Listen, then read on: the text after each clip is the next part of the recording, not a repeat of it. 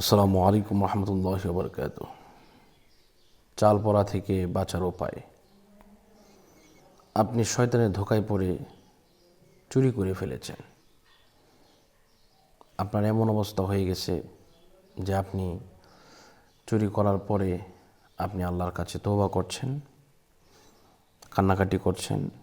চাল পড়ার জন্য আপনি অনুতপ্ত, যে কারণ চাল পোড়া খাওয়ালে আপনি 100% ধরা পড়ে যাবেন। চাল পোড়া এমন একটা জিনিস, এটা যদি আপনাকে খাওয়ায়, প্রথমে আপনার যে সিমটমটা হতে পারে, আপনার জিহ্বা উল্টে যেতে পারে। 2 নম্বর হচ্ছে আপনার গলা দিয়ে রক্ত বের হতে পারে। 3 নম্বর হচ্ছে আপনার আপনি যে চালটা চাবাবেন এটা শক্ত থাকবে। তো এই 3টি লক্ষণ পাওয়া যায়। তবে হ্যাঁ, আপনি এই 3টি লক্ষণের পরেও আপনি যে কাজটা করবেন, এরপরে আরও বিভিন্ন পড়া আছে, পানি পড়া, তেল পড়া, রুটি পড়া, সরিষা পড়া, এমন ধরনের আয়না পড়া, নাম তোলা, এই সমস্ত বিষয়ও আছে। তদবিরের আপনার সিমটমটা কিন্তু ভিন্ন ভিন্ন। অনেকেই চাল দিয়ে পড়া দেয়, অনেকে সরিষা দিয়ে পড়া দেয়, কিন্তু মন্ত্র একটাই। এখন বিষয়টা হচ্ছে, এই সমস্ত বিষয় থেকে আপনি বাঁচবেন কীভাবে, এটা হচ্ছে বড় বিষয়। আপনাকে বাঁচতে হলে প্রথমে যে কাজটা করতে হবে, তওবা করতে হবে।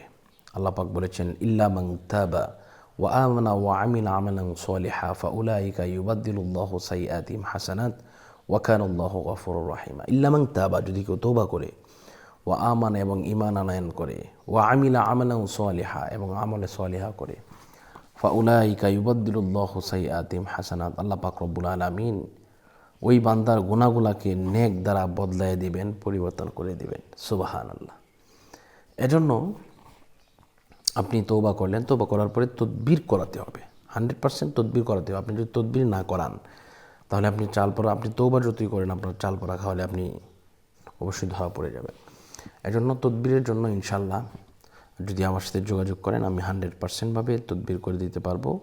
আপনার কোনো সমস্যা হবে না। চাল পড়া, বাটি পড়া, পানি পড়া, রুটি পড়া, বাটি চালা, এর যত ধরনের, সরিষা পড়া সহ যত ধরনের পড়া আছে, সমস্ত কিছু থেকে আপনি হেফাজতে থাকবেন। হেফাজত আমি হচ্ছে ওসিলা, হেফাজতে রাখার মালিক হচ্ছে আল্লাহ।